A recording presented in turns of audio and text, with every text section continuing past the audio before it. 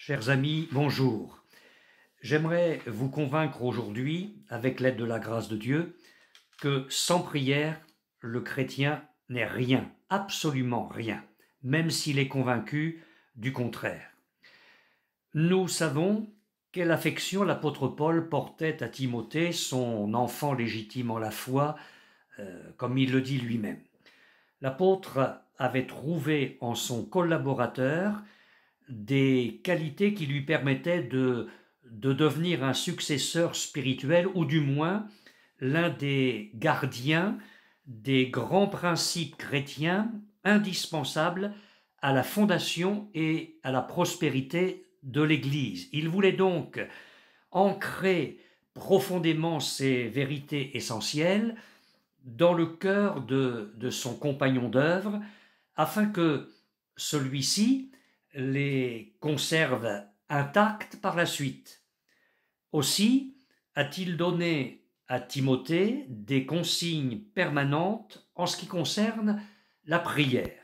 Je vais y revenir dans quelques secondes. Mais avant d'aller plus loin, notez bien que Paul a écrit directement sous la conduite du Saint-Esprit, sous la direction du Saint-Esprit. Le Saint-Esprit l'a ainsi gardé de toute erreur et il lui a inspiré les paroles mêmes qui ont constitué une grande partie du Nouveau Testament. Nous sommes intimement persuadés de l'inspiration totale des Saintes Écritures. Comme les écrits de Paul en font partie, nous devons les considérer comme la parole de Dieu. Cela dit, la doctrine de prière, si l'on peut la désigner ainsi, la doctrine de prière que Paul soutenait était donc celle du Saint-Esprit. Ces épîtres sont la parole de Dieu inspirée, authentique et ayant l'autorité divine. L'enseignement de Paul sur la prière est donc la doctrine que le Dieu Tout-Puissant veut que son Église accepte, croit et pratique. Ces paroles adressées à Timothée, je le répète, ont été inspirées par Dieu. Cette partie des Saintes Écritures ne se contente pas de nous recommander d'être pieux, elle nous apprend ce qu'est la prière, comment nous devrions intercéder et quelle devrait être notre assiduité dans ce domaine. Voici ce que Paul a recommandé à Timothée. J'exhorte donc avant toute chose à faire des prières, des supplications, des requêtes, des actions de grâce pour tous les hommes, pour les rois et pour tous ceux qui sont élevés en dignité, afin que nous menions une vie paisible et tranquille en toute piété et honnêteté. Cela est bon et agréable devant Dieu notre Sauveur, qui veut que tous les hommes soient sauvés et parviennent à la connaissance de la vérité. Car il y a un seul Dieu et aussi un seul médiateur entre Dieu et les hommes, Jésus-Christ, homme, qui s'est donné lui-même, en rançon pour tous. C'est là le témoignage rendu en son propre temps et pour lequel j'ai été établi prédicateur et apôtre. Je dis la vérité, je ne mens pas, chargé d'instruire les païens dans la foi et la vérité. Je veux donc que les hommes prient en tout lieu en élevant des mains pures, sans colère ni mauvaise pensée. Première épître à Timothée, chapitre 2, les versets 1 à 8. Dans cette partie de sa lettre sur la prière, Paul nous expose le privilège des croyants de tous les temps. Il nous montre de quelle façon nous devons prier et il nous dévoile les avantages de la prière. La prière, mes frères et sœurs, doit avoir la priorité sur toutes nos autres préoccupations. Sa portée et sa puissance sont si grandes qu'elles surpassent toutes les autres pratiques spirituelles. Sans prière, le chrétien n'est rien. Il est impuissant, sans force, inutile à Christ, inutile à Dieu. Non seulement la prière fait partie des grandes priorités, mais elle vient en premier, elle est cruciale. Et c'est pour cela que Paul affirme « Je recommande en tout premier lieu ». En fait, il enseigne que la prière est l'activité spirituelle la plus importante de toutes ici-bas.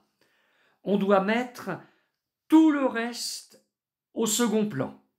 Mes amis, faisons systématiquement passer la prière en premier. C'est ce qui détermine nos victoires, mais aussi nos échecs. Mettre la prière à la seconde place, c'est la détrôner, c'est l'entraver, c'est même la détruire. Si la prière occupe la place d'honneur, Dieu règne sur notre vie et notre victoire est assurée. Soit il en est ainsi, soit la prière doit abdiquer. Permettez-moi de vous poser la question. Quelle va être votre position? Selon Paul, les prières, les supplications, les requêtes et les actions de grâce sont tous des éléments et des formes de prière que nous devons présenter à Dieu pour tous les hommes. Nous devons présenter à Dieu toutes sortes de sujets pour tous nos besoins matériels, il est vrai, mais tout d'abord pour obtenir des grâces spirituelles. Paul nous montre aussi les résultats et les objectifs de la prière. Elle transforme les hommes, elle forge leur caractère, elle détermine leur conduite et elle marque leur destinée. Elle poursuit ainsi un but sublime. C'est pourquoi, dans la prière, nous nous préoccupons de la vie de notre prochain loin de Dieu et nous nous préoccupons de la vie de nos frères et sœurs en la foi. Ils sont les sujets de nos prières. Cela enrichit, et j'allais dire cela anoblit notre intercession en leur faveur. Quelles que soient leurs conditions et leur état, ils doivent tous être soutenus avec puissance dans la prière. En fait, selon Paul, la prière dépend beaucoup de notre état intérieur, puisque le Saint-Esprit intercède en nous. Remarquez les instructions de l'apôtre. Je veux qu'en tout temps les hommes prient en élevant vers le ciel des mains pures, sans colère ni mauvaise pensée. Le mot sans colère ni mauvaise pensée, eh bien ce mot sans marque l'absence, la privation, l'exclusion. Le cœur naturel, le cœur non régénéré, ne connaît pas la vraie prière agréable à Dieu. Instinctivement, il l'empoisonne et il la détruit. Nous devons comprendre que la prière n'est pas quelque chose d'inné. Nous ne pouvons pas prier convenablement par notre propre nature. Il nous faut tout le secours du Saint-Esprit.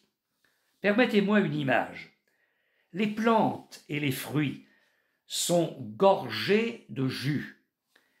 Comme la sève circule dans les branches lorsque la chaleur du printemps la ranime, nous avons des pulsions naturelles qui montent en nous. Par exemple, sous l'effet des provocations, la colère, l'exaspération et toutes sortes de réactions et de sentiments bouillonnent spontanément en nous.